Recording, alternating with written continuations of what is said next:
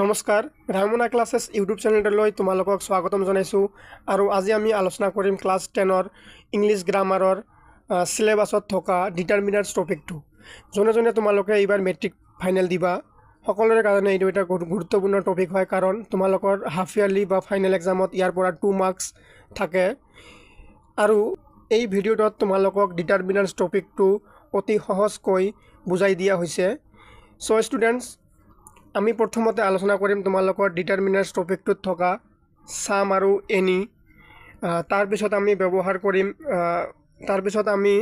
আলোচনা কৰিম little a little the little তাৰ পিছত আমি আলোচনা কৰিম ফিউ এ ফিউ আৰু দা ফিউ তাৰ পিছত তোমালোকক এই গোটেইখিনি কনসেপ্ট বুজাই দিয়াৰ পাছত এনেকৈ এক্সাৰসাইজ বা প্ৰেক্টিছৰ কাৰণে তোমালোকৰ কাৰণে কোৱেশ্চনছ লৈ আহিছো সো ষ্টুডেন্টস তোমালোকে ভিডিওটো স্কিপ নকৰাকৈ প্ৰথমৰ পৰা লাষ্ট লৈকে ভালকে চাবা আৰু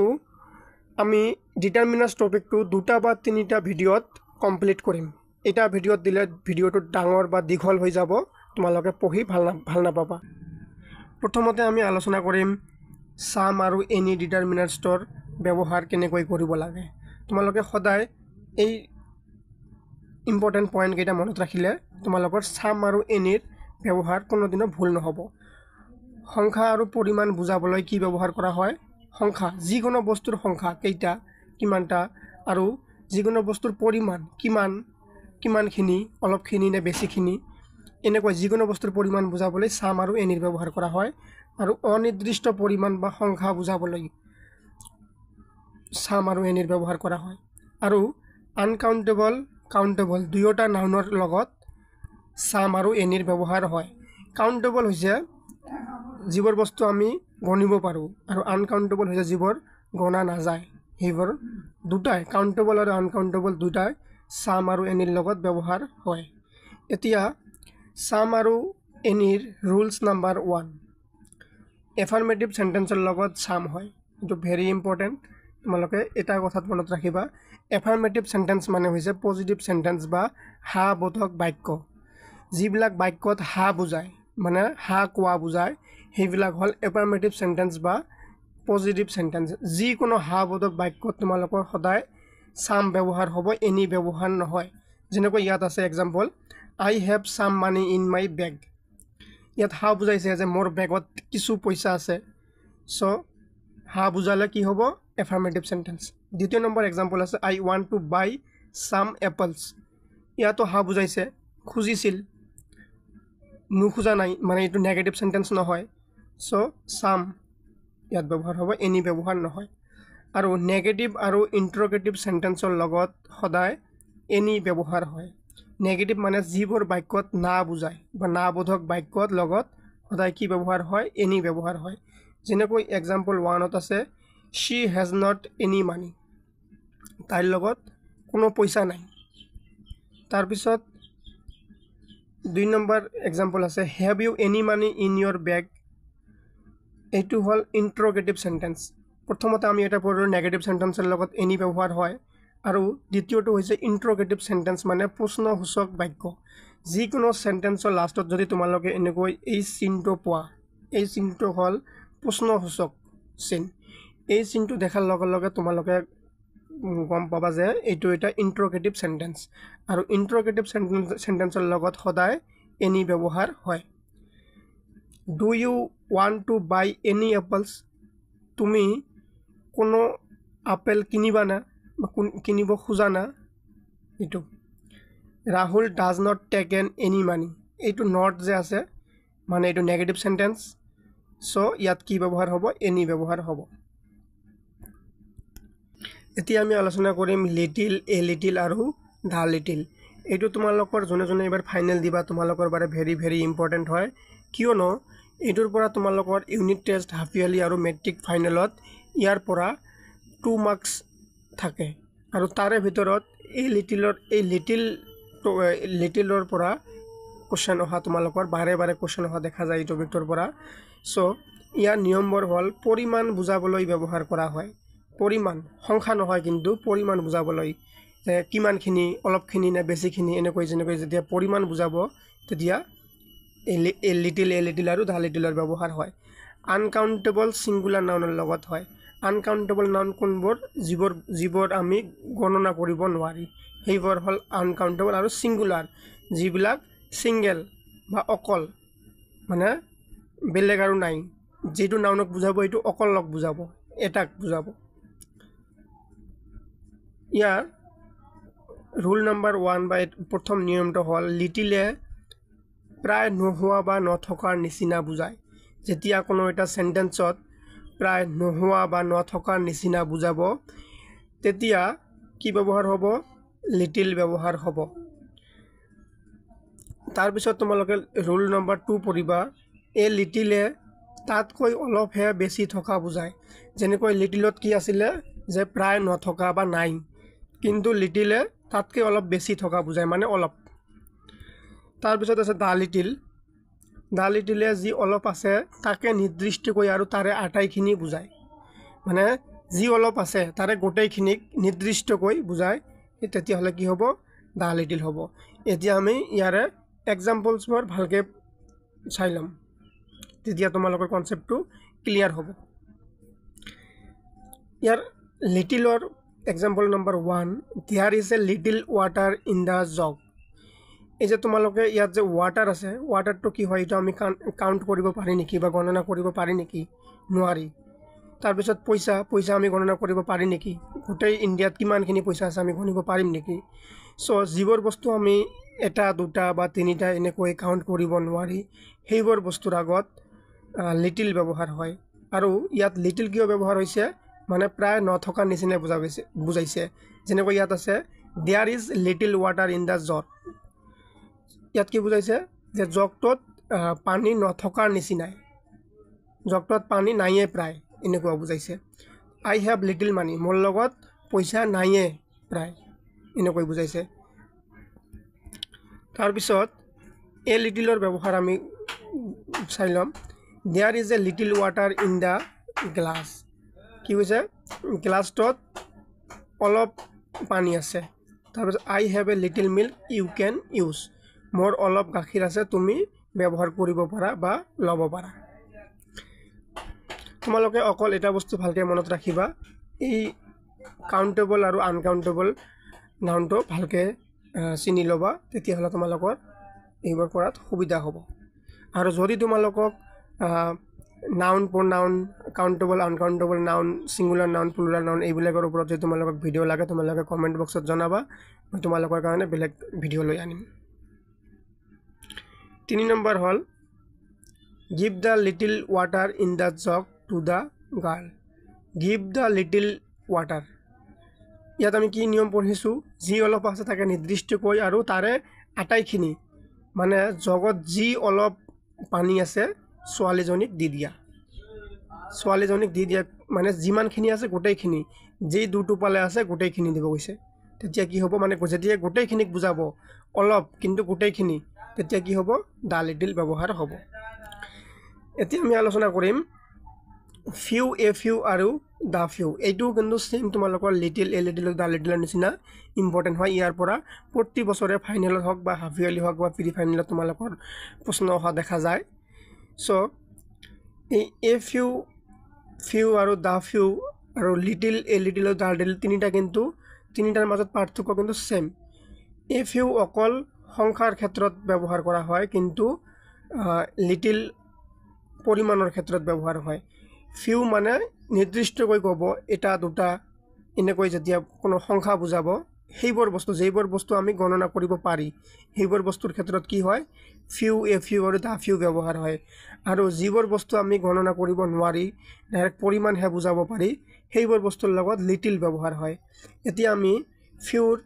এ ফিউ বা দা ফিউৰ ব্যৱহাৰবোৰ জানি ল'ম। প্ৰথমতে কি আছে? সংখ্যা বুজাবলৈ ব্যৱহাৰ কৰা হয়। যিকোনো বস্তুৰ সংখ্যা মানে কাউণ্টেবল, এখন বুক, দুখন বুক, তিনিখন বুক, এনেকৈ যেতিয়া কাউণ্ট কৰিব পাৰি তেতিয়া কি কৰা হয়? এ ফিউ, ফিউ বা দা ফিউৰ ব্যৱহাৰ হয়। তৃতীয়তে আছে প্লুৰাল কাউণ্টেবল নাউনৰ লগত হয়। প্লুৰাল হ'ব লাগিব, কিন্তু ছিংগেল নহয়, প্লুৰাল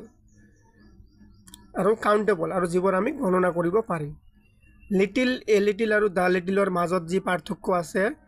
ফিউ, এ ফিউ, দা ফিউৰ মাজত একেই পাৰ্থক্য। মানে যেনেকৈ লিটিল মানে কি আছিলে প্ৰায় নথকাৰ নিচিনা সেম ফিউ মানেও প্ৰায় নথকাৰ নিচিনা এ লিটিল মানে কি আছিলে মানে তাতকৈ অলপ বেছি মানে অলপ সেম এ ফিউ অলপ আৰু দা ফিউ সেম যি অলপ কেইটা আছে গোটেই কেইটা তাৰমানে তোমালোকে বুজিলা যে মানে তোমালোকে ইজিলি মনত ৰাখিবা যে লিটিল হল যিবোৰ বস্তু আমি গণনা কৰিব নোৱাৰি সেইবিলাকৰ লগত লিটিল এ লিটিল আৰু দা লিটিল ব্যৱহাৰ হয় কিন্তু যিবোৰ বস্তু আমি কাউন্ট বা গণনা কৰিব পাৰি সেইবোৰৰ লগত ফিউ এ ফিউ আৰু দা ফিউৰ ব্যৱহাৰ হয় ইয়াৰ ৰুলছ নম্বৰ 1 ফিউৱে প্ৰায় নোহোৱা বা নথকা বুজায় আৰু ইয়াৰ এক্সাম্পল ললে তোমালোকে গম পাবা he has few good friends তাৰমানে কি কৈছে তাৰ ভাল বন্ধু নাইয়ে প্ৰায়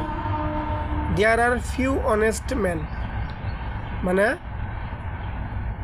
তাত অলপ ভাল মানুহ আছে বা সাধু মানুহ আছে দ্বিতীয় নম্বৰটো কি আছে এ ফিউৱে তাতকৈ অলপহে বেছি থকা বুজায় there are a few books on the টেবুলখনত অলপ কিতাপ আছে তাৰপিছত আছে দা ফিউ যি অলপ আছে তাকে নিৰ্দিষ্টকৈ আৰু তাৰে আটাইবোৰক বুজায় সেম লিটিল এ লিটিল আৰু দা লিটিলৰ নিচিনা অকল এইটো হ'ব তোমালোকৰ কাউন্টেবল নাউনৰ ক্ষেত্ৰত আৰু লিটিল হ'ব আনকাউন্টেবল নাউনৰ ক্ষেত্ৰত ইয়াৰ এক্সাম্পল হ'ল the few friends that I have are sincere I have are মানে মোৰ যিমানখিনি বন্ধু আছে মানে গোটেইখিনি কি হয় চিনচিয়াৰ হয় মানে আমি কি বুজি পঢ়িছোঁ যি অলপ আছে তাক নিৰ্দিষ্টকৈ বা তাৰে আটাইবোৰক মানে গোটেইখিনি মোৰ যিমান কেইটা বন্ধু আছে গোটেইকেইটা কি হয় চিনচিয়াৰ হয় I studied the few books I have মই পঢ়িছোঁ মোৰ যিমান কিতাপ আছে গোটেই পঢ়িছোঁ মোৰ যি অলপ বুক আছে মই গোটেইখিনি পঢ়িছোঁ এনেকৈ যেতিয়া অলপ বুজাব কিন্তু নিৰ্দিষ্টকৈ আৰু গোটেইকেইটাক বুজাব তেতিয়া কি হ'ব দা ফিউৰ ব্যৱহাৰ হ'ব এতিয়া আমি এক্সাৰসাইজ কৰিম এক্সাৰসাইজ কৰি তোমালোকে যদি বুজা নাই তোমালোকে কমেন্টত জনাবা যদি তোমালোকে বুজিছা কমেন্টত জনাবা যে বুজিছো সো তেতিয়াহে মই গম পাম তোমালোকে বুজিছা নহলে মই বিলেককৈ বুজাই দিয়াৰ চেষ্টা কৰিম সো কোৱেশ্চন নম্বৰ 1 আৰু ইয়াৰ পৰা তোমালোকৰ এতিয়া কিন্তু ফাইনেলত মানে এনেকৈ কি থাকিব এমসিকিউ আকাৰত থাকিব চাৰিটা অপচন দিয়া থাকিব মই ইয়াত তিনিটাকৈ অপচন দিছো চাৰিটা অপচনৰ ভিতৰত এটা চুজ কৰিব লাগিব dash men are free from faults মানে তোমালোকে শব্দটোৰ মানে বাক্যটোৰ অৰ্থত অলপ ফোকাস কৰিবা কি কৈছে যে dash men are free from faults মানে দোষৰ পৰা বহুত কম মানুহ কি আছে দূৰত আছে বহুত কম মানুহ মানে কি হ'ব এ ফিউ মানে অলপ মানুহে আছে যিবোৰৰ দোষ নাই বা পাপত নাই এনেকুৱাটো নহয় যে নোহোৱাৰ নিচিনাই আছে অলপ মানুহ আছে যিবোৰ মানুহ দোষৰ পৰা মুক্ত হৈ আছে দ্বিতীয় নম্বৰ হ'ব dash books are popular as Gita মানে dash books are popular as Gita গীতাৰ দৰে মানে গীতাৰ নিচিনা পপুলাৰ বুক নাইয়ে প্ৰায় এটোতো সঁচা কথা কাৰণ গীতা যেনেকুৱা এখন ধৰ্মীয় কিতাপ হয় বা ধৰ্মীয় পুস্তক হয় ইয়াৰ নিচিনা কিতাপ অকল কুৰান শৰীফ হওক বাইবেল হওক মহাভাৰত হওক মানে বহুত কম নাইয়ে প্ৰায় আৰু সেইভাবে ইয়াত কি হ'ব ফিউ হ'ব ফিউৰ অৰ্থ কি ফিউৰ অৰ্থ হৈছে প্ৰায় নোহোৱাৰ নিচিনা যে ফিউ ইয়াৰ answer few books are as popular as Gita যে গীতাৰ নিচিনা পপুলাৰ বুক নাইয়ে প্ৰায় 3 নম্বৰ কোশ্চেন হ'ব Ramesh is with me for dash dash Ramesh মোৰ লগত আছিলে ডেশ দিনৰ পৰা কিমান দিনৰ পৰা এ ফিউ হ'ব অলপ কেইটা দিন মোৰ লগত আছিল নোহোৱাৰ নিচিনা তো দিন নহয় না সো অলপ দিন হ'ব তাৰ পিছত 4 নম্বৰটো প্ৰশ্ন হ'ব ডেশ students I have R disciplined মানে ডেশ students I have R disciplined ইয়াত কি হ'ব ইয়াত হ'ব দা ফিউ কেনেকৈ দা ফিউ হ'ব মানে মোৰ যিমানখিনি ষ্টুডেন্টস আছে the few students I have are discipline মোর যিমানখিনি ষ্টুডেণ্টছ আছে মোর যি অলপ ষ্টুডেণ্টছ আছে গোটেইখিনি কি হয় ভদ্ৰ হয় ভাল হয় বা ডিসিপ্লিনড হয় এতিয়া তোমালোকে নিজকে টেষ্ট কৰাৰ কাৰণে মই ছুটি কৈ আনিছোঁ মানে কাউণ্টেবল আৰু আনকাউণ্টেবল নাউনবোৰ তোমালোকৰ ক্লিয়াৰ আছেনে নাই সেইটো তোমালোকে চেক কৰিব পাৰিবা যেনেকৈ এ ডেছ কফি কফিৰ আগত কি ব্যৱহাৰ হয় কফিটো কি কফিটো আমি গণিব পাৰি নেকি এটা দুটা গণিব পাৰি নেকি কফিটো আমি গণিব নোৱাৰি কাৰণ এইটো এটা লিকুইড বস্তু হয় যেনেকৈ লিকুইড পাউডাৰৰ দৰে কিছুমান বস্তু আমি গণিব নোৱাৰি এইবোৰ আমি পৰিমাণহে ক'ব পাৰি 1 কেজি 2 কেজি এনেকৈ ক'ব পাৰি কিন্তু এটা দুটা এনেকৈ ক'ব নোৱাৰি সংখ্যাটো ক'ব নোৱাৰি সো কফিটো কি হয় কফিটো হ'ল এটা আনকাউণ্টেবল নাউন সো ইয়াত কি হ'ব লিটিল ব্যৱহাৰ হ'ব এ লিটিল কফি তাৰপিছত আছে এ ডেছ পিপল পিপল মানুহ আমি গণিব পাৰিনে নোৱাৰি এটা মানুহ দুটা মানুহ তিনিটা মানুহ এনেকৈ গণিব পাৰিনে নোৱাৰি যেতিয়া আমি মানুহ গণিব পাৰি কি ব্যৱহাৰ হয় ফিউ ব্যৱহাৰ হয় এ ফিউ পিপল ফিউ কাৰ লগত ব্যৱহাৰ হয় ফিউ ব্যৱহাৰ হয় কাউণ্টেবল নাউনৰ লগত যিবোৰ বস্তু আমি গণনা কৰিব পাৰি আৰু লিটিল কাৰ লগত ব্যৱহাৰ হয় যিবোৰ বস্তু আমি গণনা কৰিব নোৱাৰি তাৰপিছত তোমালোকে এইটো এনসাৰ কৰাৰ চেষ্টা কৰা এ ডেছ অৰেঞ্জেছ অৰেঞ্জ মানে হৈছে সুমথিৰা বা কমলা কমলা আমি গণিব পাৰিনে নোৱাৰি যে এটা তাৰপিছত আছে দুটা তিনিটা মানে আমি গণিব পাৰিনে নোৱাৰি নিশ্চয় পাৰি সো কি হ'ব গণিব পাৰিলে কি হ'ব ফিউ হ'ব আৰু ডেছ এ কাপছ অফ টি এতিয়া কথাটো হ'ল মই তোমালোকক অলপ আগত কৈছিলোঁ সৰি এইটো স্পেলিংটো ডাবল এফ হ'ব coffee A cups of tea coffee মই অলপ আগত ক'লোঁ কফিৰ আগত লিটিল ব্যৱহাৰ হয় কিন্তু ইয়াত কফিটো ক'ত আছে কাপৰ ভিতৰত আছে এ কাপ অফ কফি কি হ'ব আমি কাপটোতো গণিব পাৰি যেনেকৈ ধৰা 5টা কাপ আছে 5টা কাপত তুমি কফি ঢালি দিছা মই গণিব পাৰিম নে নোৱাৰিম যে কিমানটা কফি কাপ আছে যে 5টা কাপ আছে সো ইয়াত কি হ'ব a few cups of coffee তোমালোকে এইবাৰ মনত ৰাখিবা যদিও সৰু হয় কিন্তু কনসেপ্ট আছে তোমালোকে এইবোৰ এনেকুৱা কোশ্চেন দিলে ভুল কৰি থৈ নাহিবা কাৰণ দেখাত ইজি লাগি আছে কাৰণ ইয়াত এইটো ইজি নহয় তোমালোকে আকৌ কফি বা টি দেখি ডাইৰেক্টলি লিটিল ব্যৱহাৰ নকৰিবা ইয়াত কৈছে কাপছ অফ কফি মানে কফিৰ কাপৰ কথা কৈছে কাপটো আমি গণিব পাৰি এইটো কাউণ্টেবল নাউন হয় সো কি ব্যৱহাৰ হ'ব কাউণ্টেবল নাউনৰ লগত ফিউ ব্যৱহাৰ হ'ব তাৰপিছত আছে কোশ্চেন নম্বৰ 9 এ ডেছ অৰেঞ্জ জুইচ মই অলপ আগত সেম কনসেপ্টটো ইয়াত ৰিপিট হৈ আছে মই কি কৈছিলোঁ অৰেঞ্জ আমি গণিব পাৰি কিন্তু ইয়াত কি কৈছে অৰেঞ্জ জুইচটো আমি গণিব পাৰি নেকি সেম পানীৰ নিচিনাই হ'ল কফিৰ নিচিনাই হ'ল আমি গণিব নোৱাৰি সেইকাৰণে ইয়াৰ লগত কি ব্যৱহাৰ হ'ব লিটিল ব্যৱহাৰ হ'ব a little orange juice 10 number question dash a dash sugar আমি গণিব পাৰি নেকি চেনি আমি গণিব পাৰি নেকি এইটো এটা পাউডাৰ ফৰ্মৰ নিচিনা হয় পাউডাৰ আমি যেনেকৈ গণিব নোৱাৰি লিকুইড আমি গণিব নোৱাৰি কি হ'ব লিটিল হ'ব তাৰপিছত 11 নম্বৰ প্ৰশ্ন there is only dash milk in the mug milk আমি গণিব পাৰি নেকি তোমালোকে এইটো মন কৰিবা মিল্ক আমি গণিব পাৰি নেকি নোৱাৰি তেন্তে কি ব্যৱহাৰ হ'ব লিটিল নহলে দা লিটিল নহলে এ লিটিল এই তিনিটাৰ এটা ব্যৱহাৰ হ'ব